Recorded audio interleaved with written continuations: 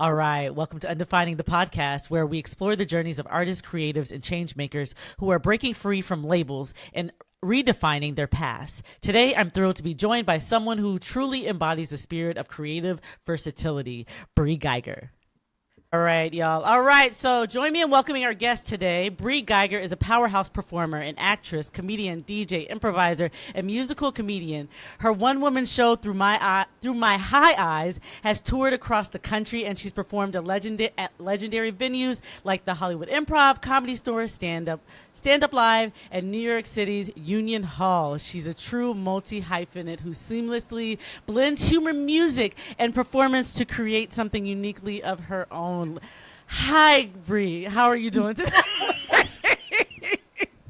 Y'all don't know this, but before this moment, I stumbled over that. Like, I wanted to hype you up. I was like, I'm gonna gas her up like she needs to be gassed up. How you doing? Oh, good. That was nice. That was really good. Thank you. I tried. That's why when I schedule these podcasts, I was like, I gotta have time to really like put an intro together. You know what I mean? Yeah, Like, yeah. I wanted something unique. Normally I wouldn't ask for like a bio, but I was just like, I just wanna do something unique. I'm one of those. It's my Pisces moon. Um Yeah. so how's things going for you? You're at a different location, you're filming something. You don't have to say it if it's not supposed to be talked about right now, but I think you have something you're away, not you're outside of LA. You're Yeah. filming. Is that okay to Yeah, I mention think I or can say everything. Yeah, I just can't. Yeah, I can say, I think I can pretty much say everything because I'm seeing all the other people posts and stuff. So it's like, okay. and Yeah. I think like there's articles and stuff saying like what happened, but I won't Yeah. tell you who dies. Oh, well, now you know someone died. Well, no, I mean, I think Um, in any show or film, I feel like there's always going to be somebody that dies. There's somebody that we're going to get attached to. Have you seen? I'll shift a little. Have you seen that show Paradise? The no, should Sterling I be King. seeing it? Okay. Yes, you should. I'm That's a starting. good show. I'm starting to put it in my notes because then people tell Yeah. me, and then I go to watch it, and then I have no idea. It's on Uh, Hulu, and it's his first Paradise, season. Hulu. Sterling K. Brown. Oh, okay, Daddy. So yeah, a whole daddy. Uh huh. He is so awesome. But He's this so is a good. really good show. So it's one of those where it's gonna draw you emotion. I feel like everything that he plays in, you just end up like even if you like the thuggest of all thuggists, like that you like on the ground in fetal position crying off of something that he Yeah, yeah, yeah. You right. told Oh my me. good. Anyway, y'all, I've known Brie for a couple years now. Yes. Brie has was on my show Glow in the City, and that's gonna come back at some point. But that was a pleasure to. It's been nothing but a gift ever since. To every time you come in town, it's always a pleasure to see you. But Yeah. I wanna go back to and talk about things from the beginning as far as as artists or just as humans, just going back to like childhood, like the womb. Okay, I'm just kidding. The woman. All right, yeah, but I do want you to take us back to the beginning. When did you first realize that performing was something you loved? Was there a defining moment in your childhood that set you on that path? Oh man. I knew pretty early on that Mm-hmm. I was kind of a class clown. Mm-hmm. I was doing unsolicited stand-up since I was like 7. And So just going and jumping on people's tables and shit. yeah, just like yeah, I did so much unsolicited stand-up, they tested me for Tourette's Oh, because I would just be like, I want to do this or whatever.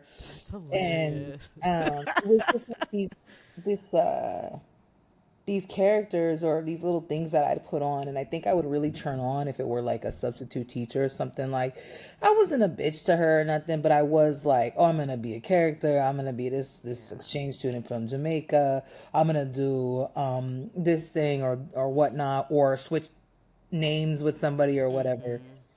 Mm-hmm. Just kind of always outrageous in the sense, and I think like I remember teachers being like upset or just overwhelmed with me, but by the end of the semester or the end of the school year or whatever, they'd be like, "I see you, and you made me happy, and I my idea of a teacher is to discipline you, but really you're just running your mouth. And Yeah. so, I mean, sometimes it worked like that, but I also would, get It, kicked out it, of it class. came with some discipline and a lot of write ups, and I get it. I Exactly. get it. Yeah. All types of stuff in and out. And so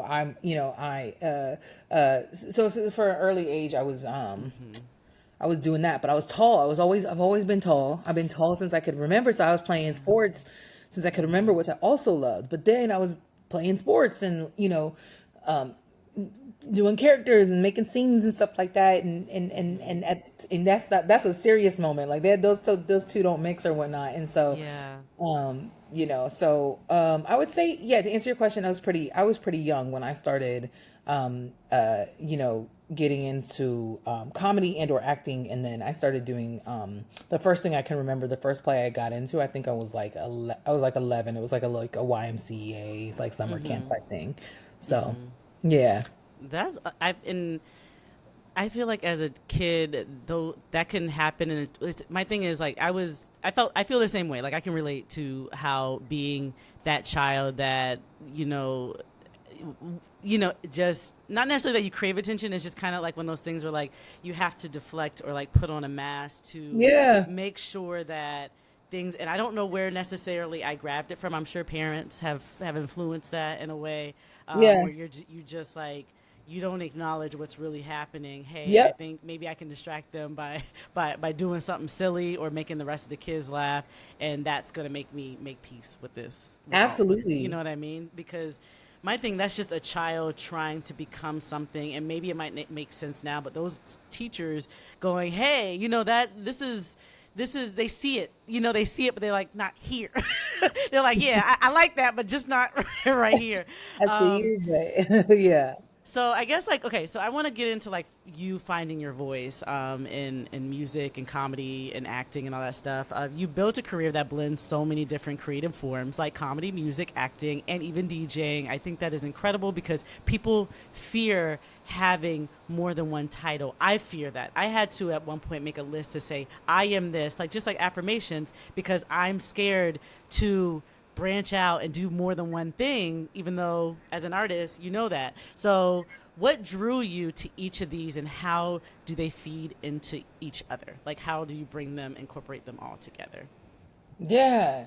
Um, uh, to piggyback off like both, and I just wanted to say Sure. I love that you were talking about kind of like disassociating as a kid and just like kind of going through these things Yeah. and I think as a kid too I was so unsure about like kind of you know family stuff and like who I was gonna like who was taking care of me this weekend and who was that and whatnot, that I just kind of disassociated in moments with acting and comedy and sports and all these things, and like especially music.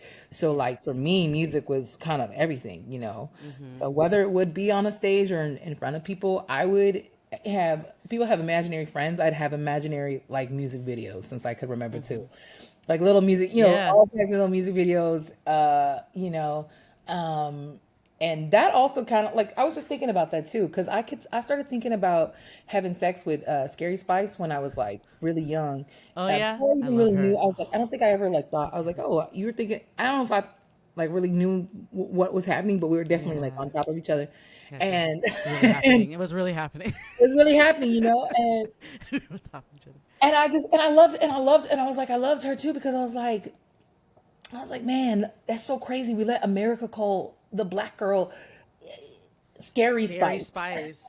I And never even I try not to think that hard, but I know that like there's some things back in the 90s that we dealt with that are problematic crazy. all the way through. That we Yo. just but we're just like, yo, she's Scary Spice. Like why not Yeah. like something like Lioness or like some Yeah. something Yep. relatable. Like we thought about it, but didn't like really think about it.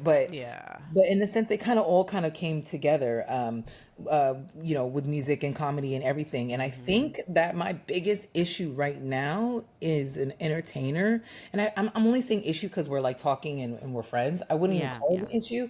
I think people's biggest issue with me is that I have so many outlets. Mm, And then my issue with myself with it is like if I just focused on one thing, I'd probably hmm. be kind of a genius with it right now. If I just hammered stand up, and every night I got to do stand up. I never had to leave early for an audition or just like creative, like my creative brain wasn't overwhelmed and I could just show up and do stand up. I'm like, man, it would just be it would just be like where I would want it to be at this age and how long I've been doing it.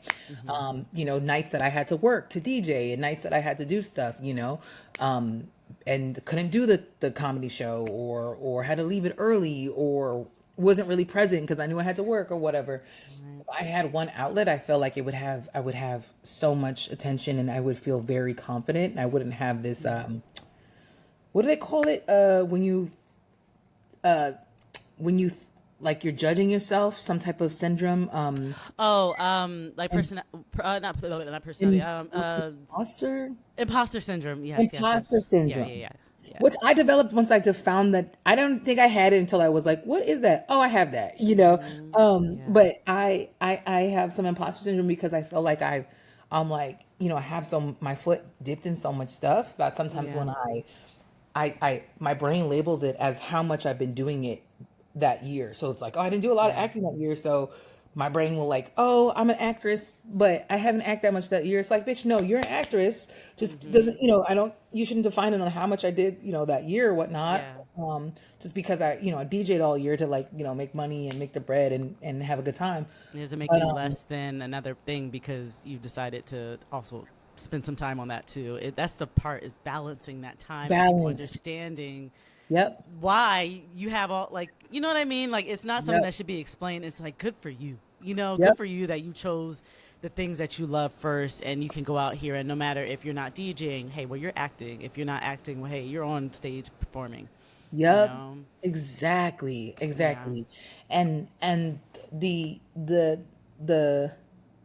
thing that I need to kind of figure out with myself is when people ask me this question, how to say it in an elevator pitch of like, I'm this, and I'm all of that. I think I've gotten dropped from so much management teams and agencies because they're like, I have emails of them. And I really want to post this. I'm trying to find the idea of like the way to post it, like respectfully, professionally, is because I get asked so much by these people like, okay, well, you know, oh, you didn't get an audition done. And I was like, yeah, no, I will get it in. I'm just coming from something else. Well, do you want to act or do you want to do comedy? Or do you want to DJ?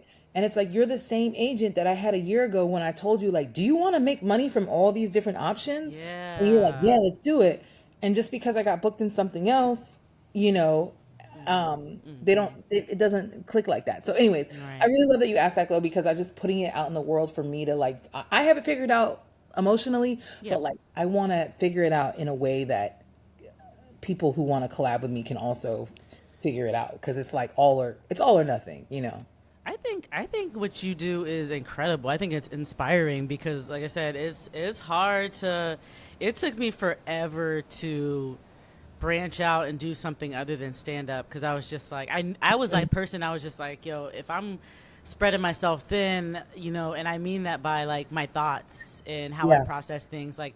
I don't have a lot of time to write a script, but there's moments I'm like on it and I can write a good script or a draft and then also like, but you know what happens is I also lack, you know, writing jokes and things like that. So it's just finding the balance of like, almost figuring out where, like what time each space has for you to create, to even like just build this. And the fact that you have something that's so consistent and that you're building, that it's already been built, I would think that you would be golden toward managers and agents and stuff, because it's just like, you're like, yo, you got cards in your hand, like what you want, I got it all. You know, I got acting, I got all, you have so many skills and talents. And that's one thing, even as stand-up comedians, like, you know, managers got to tell people, hey, like we need to see you acting, or we need to see you have some scripts in your hand, or you know what I mean? Like it's annoying to see that, you know, out there. I think that people just get overwhelmed, you know, and they feel like because they're projecting the fact that they're overwhelmed by, you know, you have all this stuff going on. They're just, they can't stay focused. Like, it's just like, take some Adderall and let's do it. You know what I mean?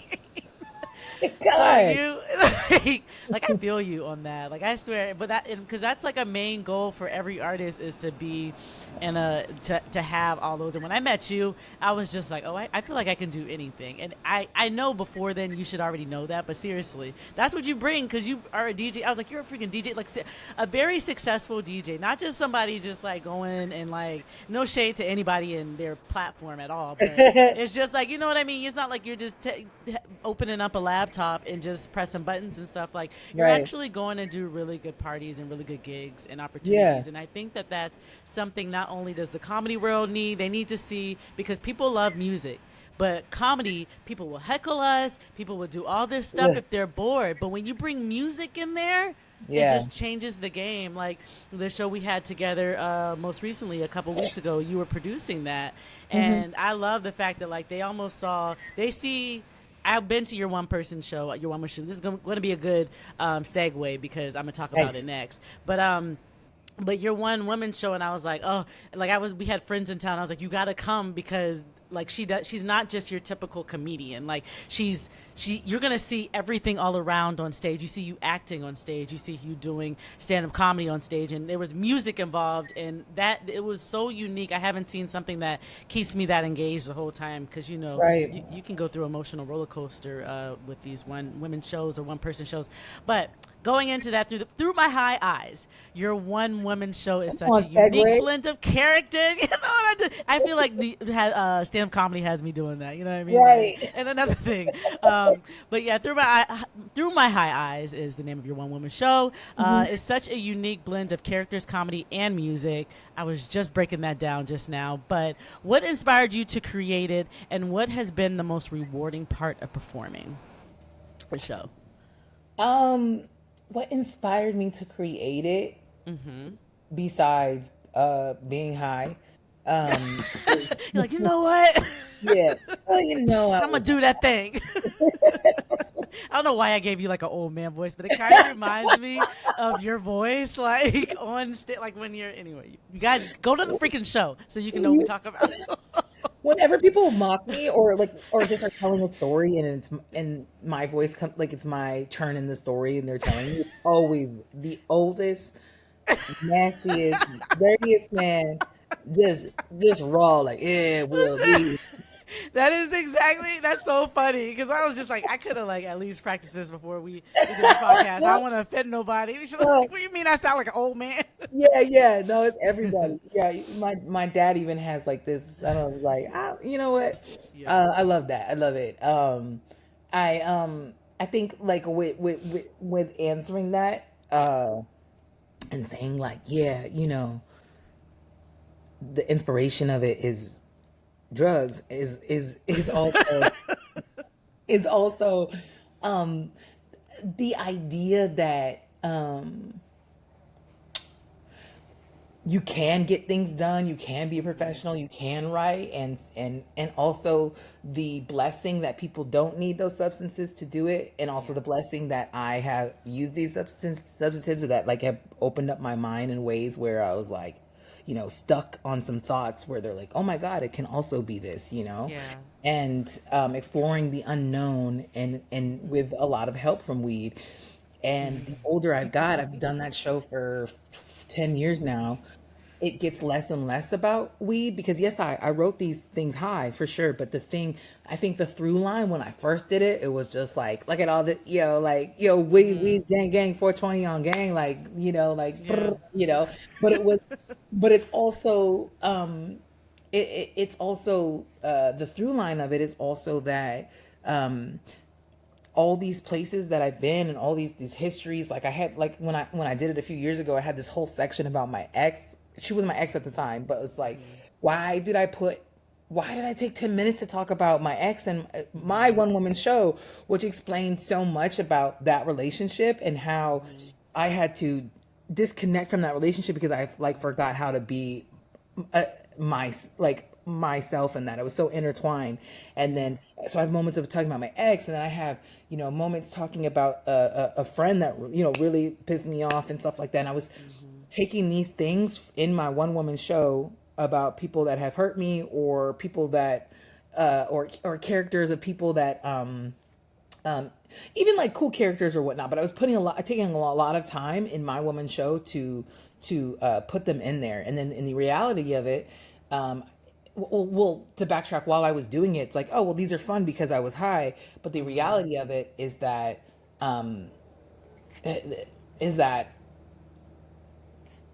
all these moments in time kind of lead to like they're always shifting and they're always like kind of changing. So it's like you're seeing it through my high eyes, and it's like, this was Brie. Like I first did it, I was like 23 years old when I first did it in the Fringe Festival, and then I did it when I was like 27, and then I did it when I was I was like about to turn 28. And that's the one with my ex, and then I did it when I was in my 30s, and that one was huge. And then I'm 33 now, and I did it in New York, and it's so like through my high eyes, I'm seeing like the revolution of Brie, and I think, and now I think it's okay to have moments where I'm like, wow, I took 10 minutes to talk about my ex, because like I get to do that again anytime. I don't have any other person acting with me. I could cut that scene. I could cut it in the moment. Actually, it could be like, I don't really want to do it unless like there's a tech issue or whatever. Yeah. And so like the beauty of it is that it's me, and it's mine, and I can rehearse it wherever I want. I can rehearse it while I'm speaking to someone, which I've done. I've had full on serious conversations with someone while rehearsing in my head, and like not listening to them at Yeah. all. I can do it on the bus, I can do it on the train, I can do it in my car, I can do it in the rain, and Yeah. so the beauty of it is just always it's always evolving. And like with the help of weed, it's helped me to be like, it's all good, there's no wrong or right to this show. So Yeah. Yeah. And I think that for anybody who's ever done like weed, any shrooms, or not shrooms, sorry, like, well, that too, but, or any type of, any type of edible, something like that, you have what is it, outer body or inner body experience where you just kind of, you're almost looking at yourself from a different angle. Like you have a different point of view. It's almost like you're observing your life. You're observing. I'm being distracted. You're observing your life, and seeing like everything, and while you're experiencing and going through the journey at the same time. Like the fact that like you started at that young, like literally 10 years later, you're going through, and you not even being the same person yeah, that mentally that was there before. Yes, you know what works and what's funny and all that stuff, but there are things that are just going to change because you're not going through that experience any longer. You know what I mean? Like yeah, you're still that person. You can still tell that story about your journey, but it hit different because it's not, you've made an emotional connection to a lot of these, to everything that, you're saying. So yeah, it's just like, now that person, like, you talking about your ex, like you said, I don't know why I'm giving them so much space and time, but at the same time it was relevant. It's still relevant. yep, Maybe that helped you with your that growth, part. when it talks about romance, relationships, how you deal with like just the day, how you love yourself. There's a piece in there that belongs because that was a part of your journey, and that's a part Totally, that impacted some part of your life at some point. I feel like I said a absolutely. lot of P's. Just like my mic is nasty right now. But yeah, I'm just sorry. I'm one of them people, like, that's the Pisces moon, because like I just get so deep into like, no, let me let you know what you were thinking, what Right, you've been through. right. But But yeah, no, but thank you for saying that, and to hear it back to me sounds like, yeah, it's very real, and yeah, and thank you for seeing it, and thank you for seeing it, and yeah, all of those things. yeah. Yeah, Because, like, going back to, when you talk about, like, management, or talk about, like, people who are invested in you, you know what I mean? It's almost like if they're ready to sign up to be an investment, and ready to, like, go on this road and this ride with you, this is a part of you. So if you're nitpicking over what you should, or what you're focused on right now and what you're not focused, it's almost like you're not going with this journey. You need somebody that to go with you, like, okay, if I go, because it's not like you're doing anything wrong. I feel like the universe is just like guiding you in spaces that like you yeah, need to be, you know what I mean? Like yeah, when you're coming out and doing stuff in New York and in Brooklyn, I'm like, I feel like this is just your space. I feel like they would love you here and welcome you with open yeah. arms, and I hope you felt that love every time you come to New York, because you're dope. and I I almost do. forget the fact that you don't live here. I, Full time. That is.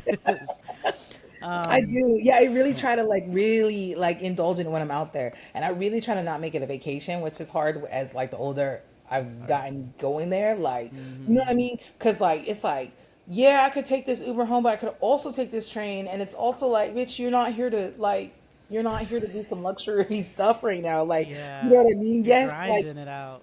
I had to really like budget and like really save and also like and I'm like and working and so I had to be smart about it, but it like everyone when I come out there is welcome me in such like such wonderful ways and like the Yeah, collaborations and like the people I've worked with and then yours was one of the first shows I did out there when I was out there and and so yeah, yeah.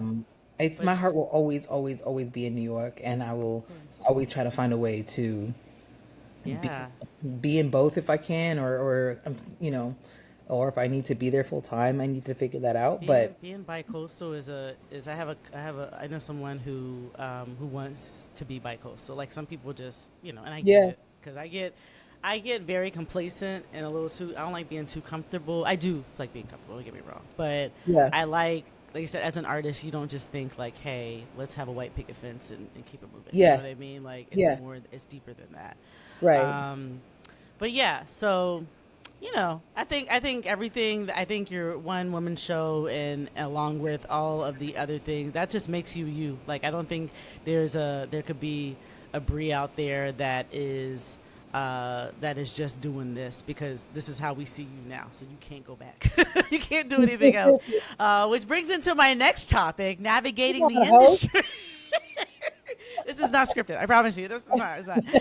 Okay. So besides me writing my questions down because of my ADHD, but other than that, but being a queer, multi-talented artist in the entertainment industry comes with its own set of challenges. What have been some defining moments in your journey where you felt like, yes, this is actually happening?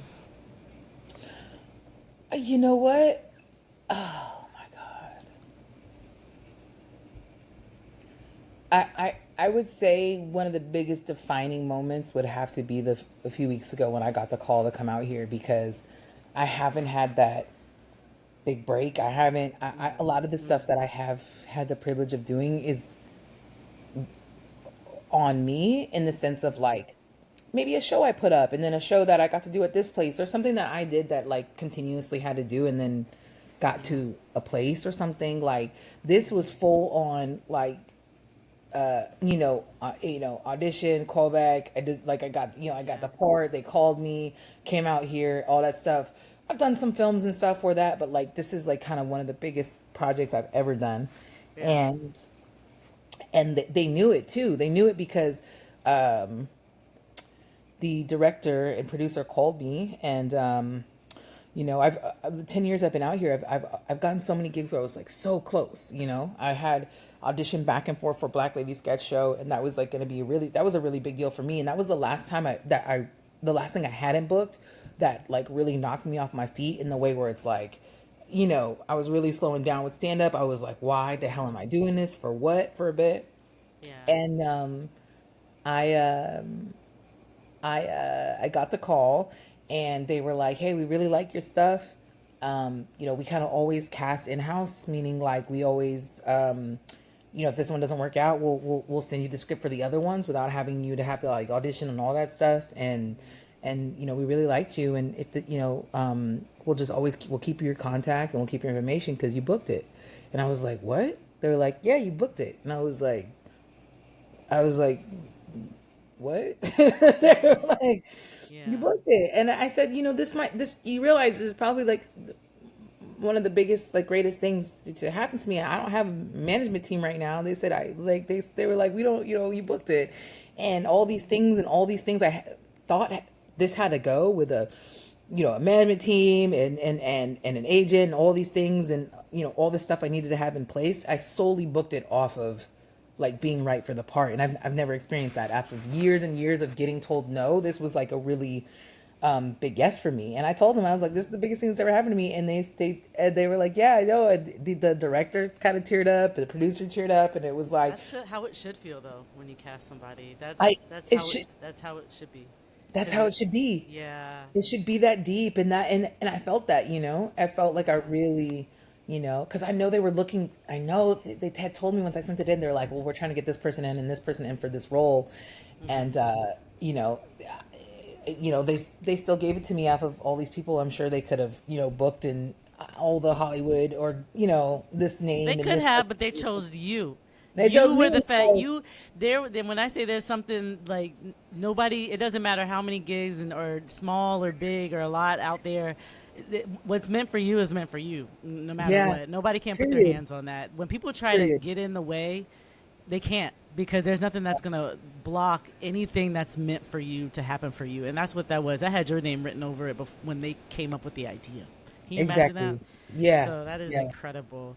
Yeah, thank you. But yeah, thank you. That is my solid answer, and it's so cool to answer that, because sometimes I've just made up shit when people ask that. I was like, I, So, this yeah. play I did, I guess, I don't know. Yeah. But that genuinely, like, this is kind of life changing. So, yeah. So It's a next level of where your career is going. Like it's yeah. like this is we always hope to be it mentally, emotionally, physically in the right place, and financially in the right place to Yeah. receive all of these what's when we want that big thing, or we want something that's going to give us like, all right, am I doing this right, am I on the right track, like, and then you Yeah. get a door like this that opens for you and you're like, man, I'm just happy that this happened, because I feel like no matter if you were prepared or not, I feel like you're always going to be blindsided by it, because you're just like, man, that's that, because you're hungry, you want this, just, but you also don't take yourself out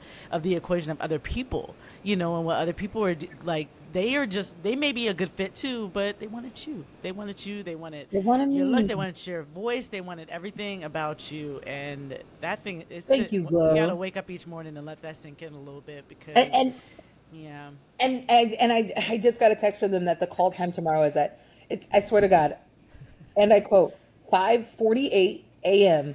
5:48, not Very 50 or specific. Yeah. 6 a.m. Nah, you better be And there two now I'm minutes like, before. and now I'm like, okay, Yeah. maybe we should go back to Yeah. cook my own shit. Um, Exactly. at 48, it's just random, and it's like the middle of nowhere. Like I know I'm not gonna find an Uber at the time. Maybe they'll send somebody or whatnot. But no, Yeah. I thought that was funny, like the confirmation of it. 5:48 a.m. Yeah, I'm not a morning girly, so that'll be hilarious. I Um, I thought I can get into the early morning thing, especially when it's doing something you love, and I love it. But at the same time, I would just put it this way: let's do minimum little side conversations and stuff. Please yeah, just understand, I need like at least 2 cups of coffee. definitely. But I did an all night shoot, and I wanted to scream, because I All decided to night. I decided to book a show right before that all night shoot, because I was like, all right, I need to stay up, and it was the dumbest. Yeah. Were you, because you don't have to be there till 10, so you did a show because you're like, oh, I don't want to nap Yeah, and at then 7, where you should have napped before 10. I Done was that. hurting by 2 a.m. I Cause was, you. So when did you rap? What time? oh God, like 6 a.m. And What? we did this champagne scene, so we were literally drinking real champagne at 6 a.m. in the Oh, morning, and I was just oh. like, and then I had to go to work at like noon that day. It was just I would say mentally, I probably struggled a little bit, just because like I wasn't worried about anything else, but it was just like, and then I had to go like all the way to Harlem, like at Brooklyn to Hmm. Harlem. It's just, I would put it this way: it all Hmm. makes sense when people are watching it. But I was just like, yeah, I don't know what they had to go through. I was like, you don't want a cranky Capricorn. You don't want a cranky Capricorn, but so I'm like 5:48, all right, but yeah, you're right. You don't really get used to it, but it pays off, It pays off. and it's worth it in the end, and Yeah. you just end up coming out of this like, I'm just glad I had the opportunity. And Yeah. North Carolina is creepy as hell, like when it's dark. So As so make sure hell. you got some good As transportation. hell. When it's light, sometimes too, I'm like, what the hell is that? Right, exactly. Yeah, watch out for deers and stuff. All right, Yeah. so as far as your creative process and balance, okay, with so many different creative outlets, how do you decide what to focus on? I know we touched on that earlier. But like, do you ever struggle with balancing your different artist pursuits? Is there, with, like I said earlier, I was just like, hey, when I'm writing a script or something, sometimes it's hard to write for comedy, or when you're focused on DJing. I know management had brought that to your attention, but do you struggle with it yourself sometimes? Like, what should I prioritize over the other? Yeah. Um, I'll keep this brief because I struggle with it so hard.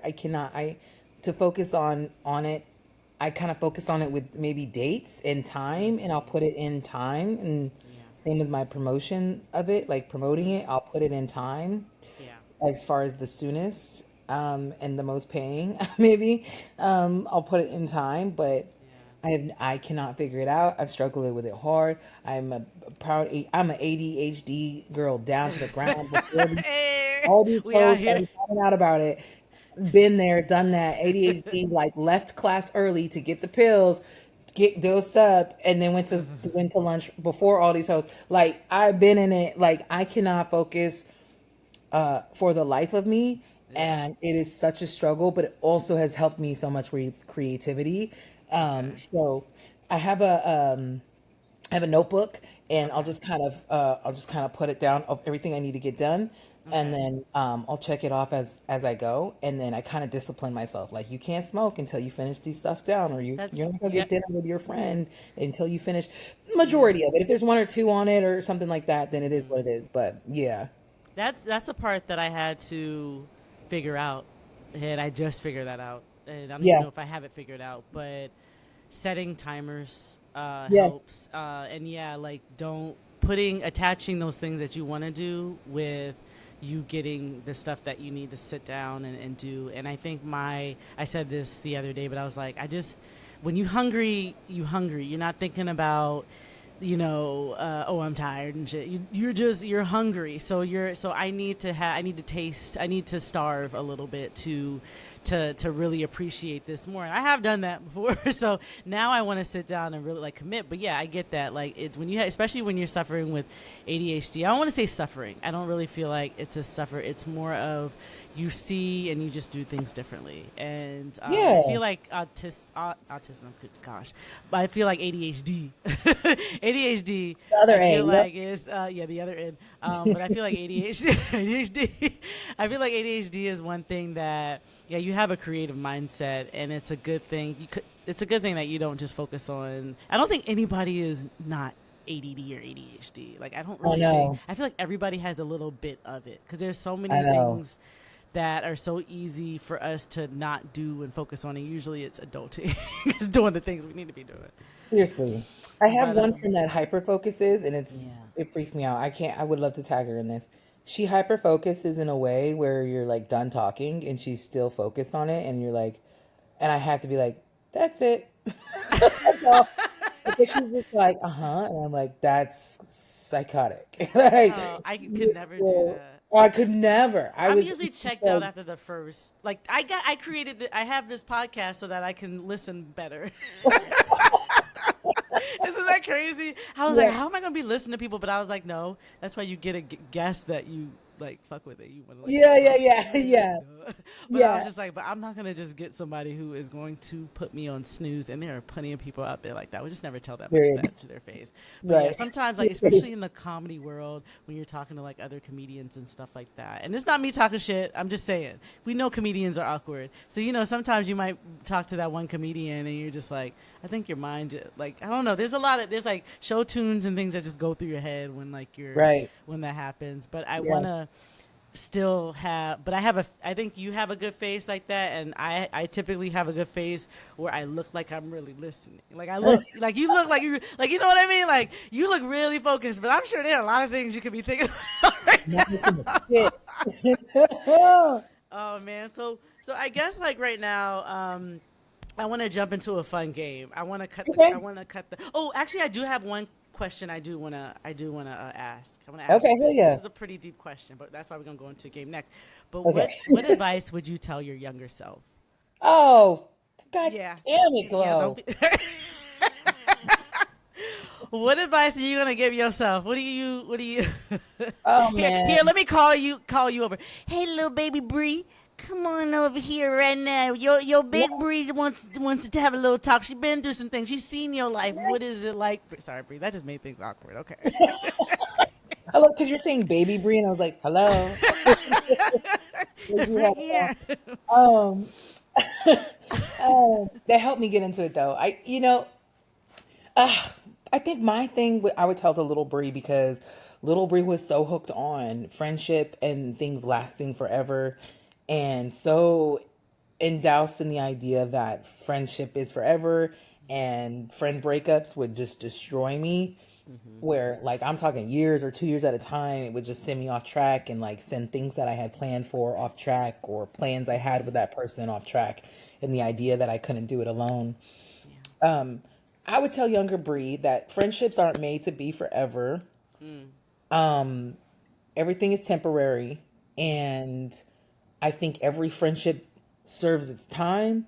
Mm-hmm. And I think even the bad ones, the good ones, or however it ended, you can learn something from it, you can hold it, and you can move on. Mm-hmm. But don't there's a lot of people that are gonna stay with you through the end, and there's a lot of Mm-hmm. motherfuckers that are not, and it's all good, That's and okay. it's Yeah. okay, and they're gonna see you in the end, or they won't. You never see them again, or whatever. But Beyonce says, she said your best revenge is your paper. Yeah. So Yeah. just if it's in terms of revenge, I'm an Aries, so everything's revenge. I was about to ask you your sign. That's Yeah, funny. yeah. Everything is like, how do I get back at this motherfucker? Yeah. Um, Wait, so what is your moon and your rising?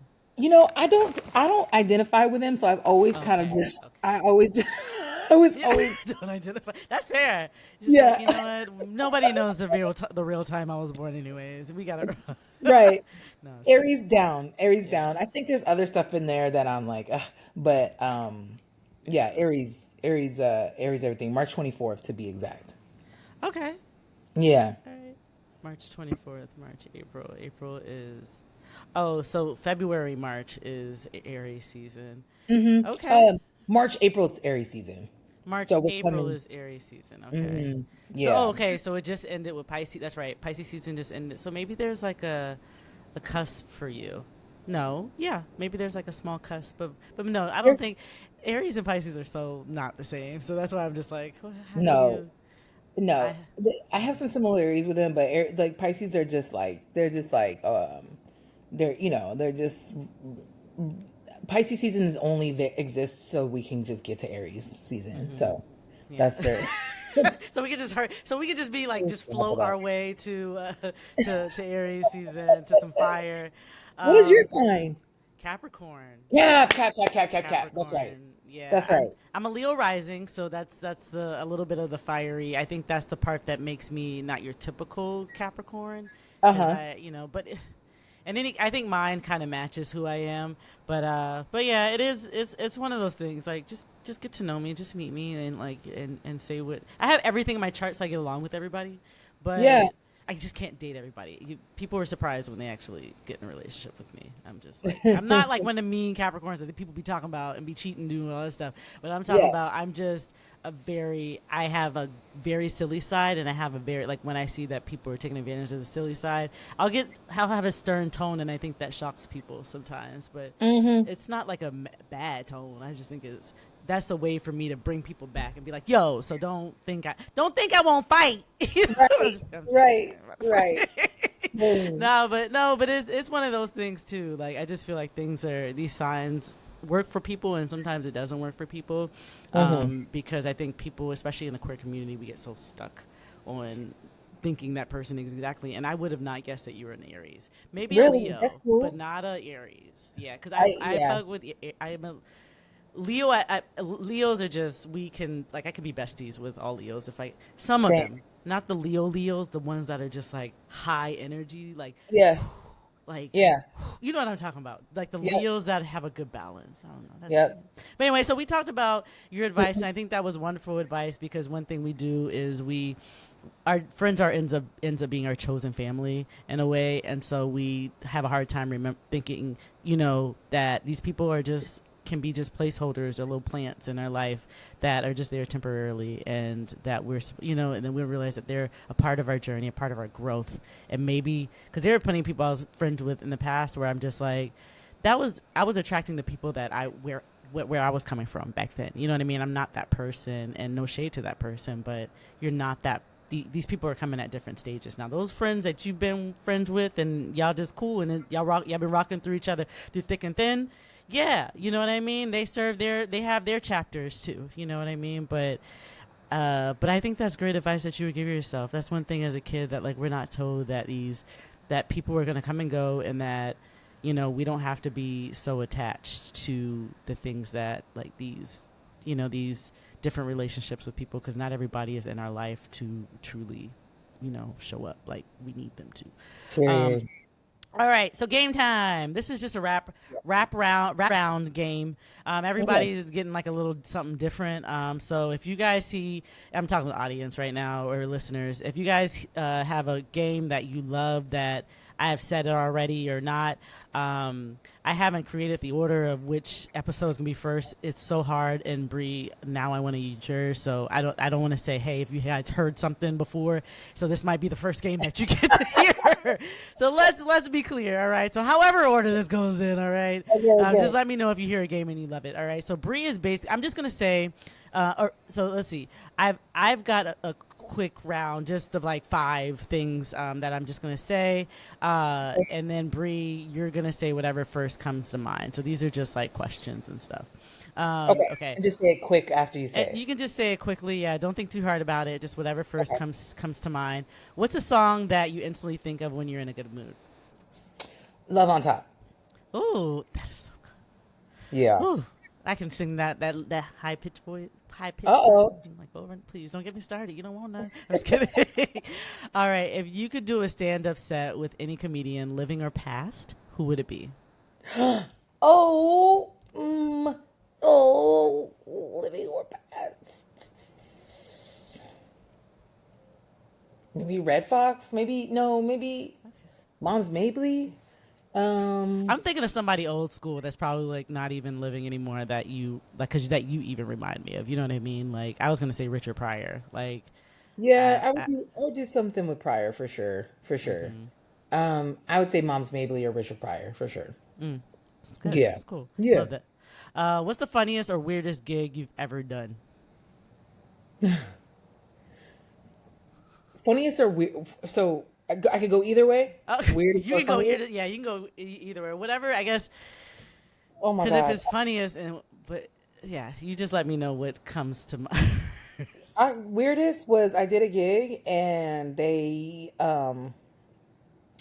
the host was drunk. It was in front of I'll say it, it was Black Marines in Science, which we were so excited to do because they're all Black Marines. Not like marine scientists, not Marines, not Marines, but like Marines. Yeah. And the host got drunk, and before any of us finished our set, kicked us off the stage. Was like, we were like on the stage. It was crazy. All 4 comedians. So I was the first one. So when she came up to me and I was like about to finish a joke, she was like, "All right, Brie, well, thank you so much." And it was like, I was not done.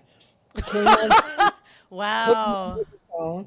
And was like, "Give it up for Brie," or whatever. My friend Tati came on. Tati was like, y'all aren't gonna do that for me. You know, she said that from the beginning. She was like, I thought I had missed something. So I was like, oh, I ran my time. Wow. But no, she did it to everyone and like kept cutting everyone off, to all 4 of us, to the point where the 4th girl was so mad she just threw the mic. She was like, "I'm not doing this anymore."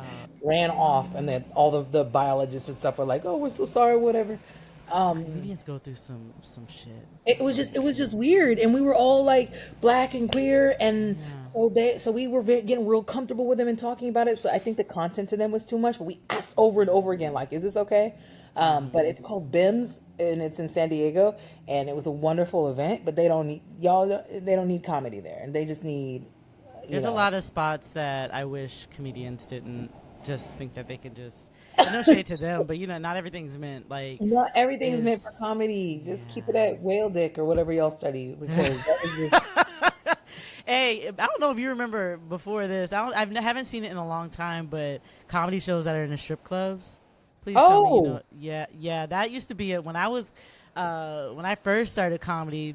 I started comedy in D.C. About 12, 13 years ago or something like that. But like, yeah. I, when I was in D.C., they had an open mic that was at the strip club, and it was once. I think it was once a month It or was an once a open week or mic. It something. wasn't like a book show. It was open It was wide open. But before well, yeah, before and the strippers got there. before the what? Before the strippers got there, or they were dancing I at the think same they were. time. I think they were like yeah, like brunch. I mean, not brunch, but like happy hour strippers. So they might have been like that. But I no, love like they. But I yeah, love that. it's distract. Nobody's. I would. I didn't. I would just say I don't think that. I don't have my table shaky, but I would say that it's awkward. It sounds cute. It sounds a lot of fun, but it's awkward. Nobody is listening to you or paying any attention. You're definitely like not this. You're not the entertainment that day. Nobody. They come in there and they're like, what? It's like go. Like they're so confused. It's yeah. Yeah. So that used to be a thing. I'm glad they stopped that. Anyway, I have two more. I have two more, and then Okay. we're gonna wrap it up. So, all right, dream role: acting, comedy, or music. What would it be? I feel like that I is would hard. love to Yeah. acting, manager, musical.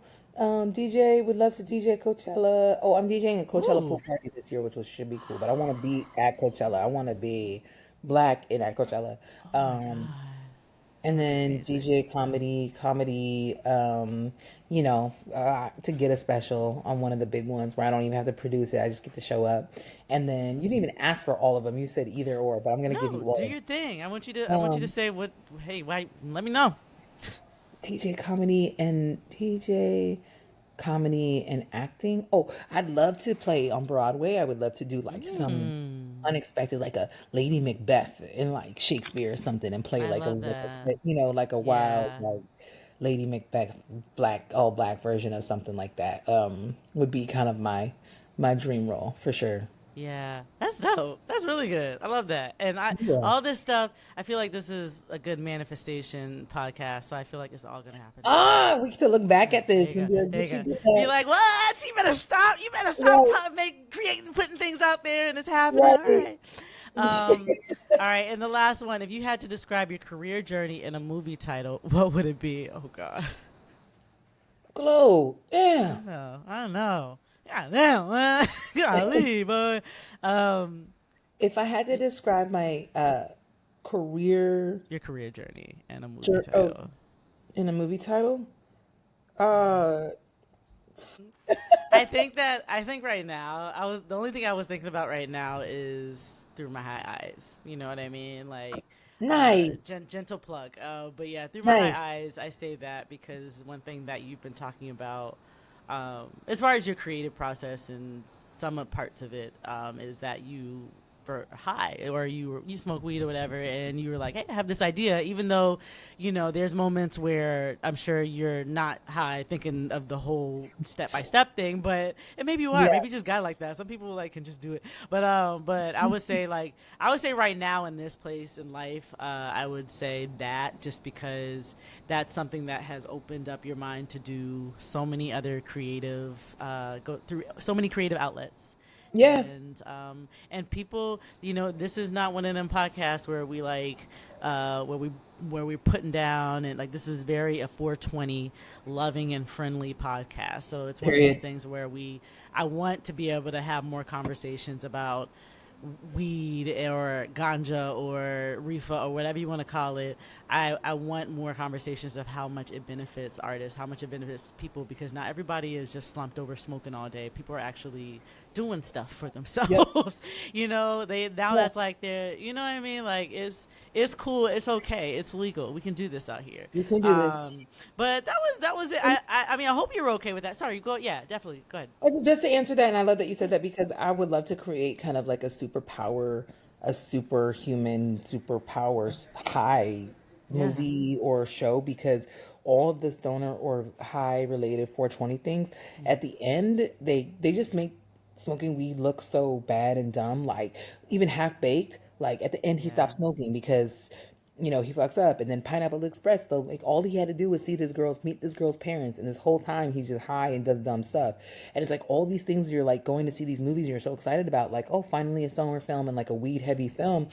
There's not like a stoner lawyer and a stoner doctor and stuff like that, and those are the people that need to smoke the most. Yeah, yeah, yeah. So I'd love to create some type of like professional stoner superhero film That would of be the smoke. dope. Hey, Cheech and Chong was my superhero. I love every freaking movie of Cheech and Chong, and Yeah, I love watching anything from the 70s and 80s. Oh my gosh! But I same, would say that same. like that was the funniest that I've seen. I know about the others, but yeah, just kind of having it more in like a light, like shedding some light on it, and not it being like, oh my gosh, you're having like a traumatic episode or you're failing at things because you're a pothead and stuff. You know what I mean? Right. Like Cheech and Chong, like they climbed up butt naked outside a hotel building in one of the movies. Like Yeah, you can't do that like without yeah, like that.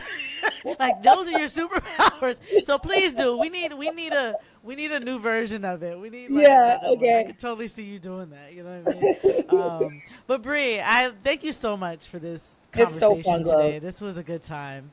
So Um, good.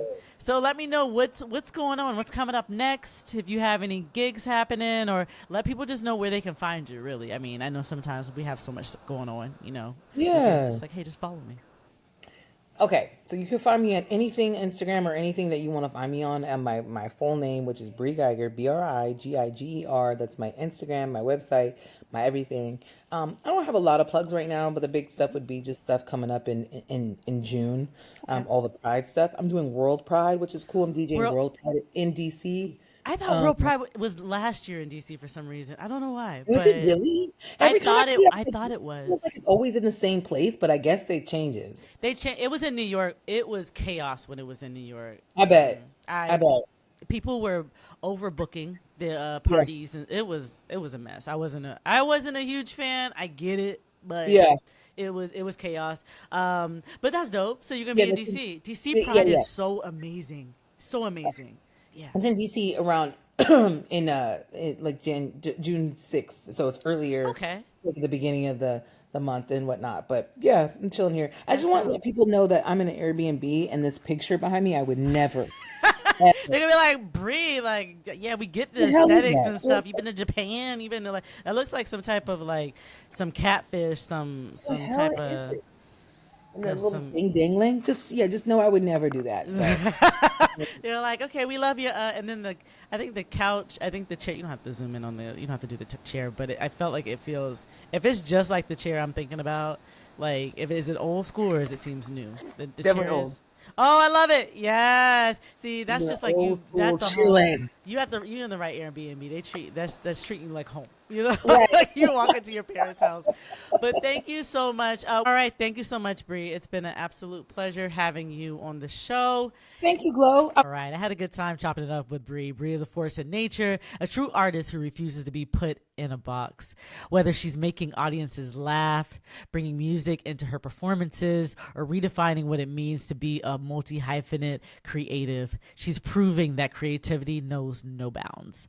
Her journey is a testament to the power of following your instincts, embracing all sides of yourself, and finding joy in the process. If there's one thing to take away from today, it's that sometimes the best way to define yourself is to refuse to be defined at all. All right. Thank you so much for tuning in to Undefining. If you love this conversation, make sure to subscribe on Spotify, Apple Podcasts, and YouTube, and follow us on social media at Undefining the Podcast for more. Until next time, stay curious, stay open, and stay undefining. Da-da-da-da-da.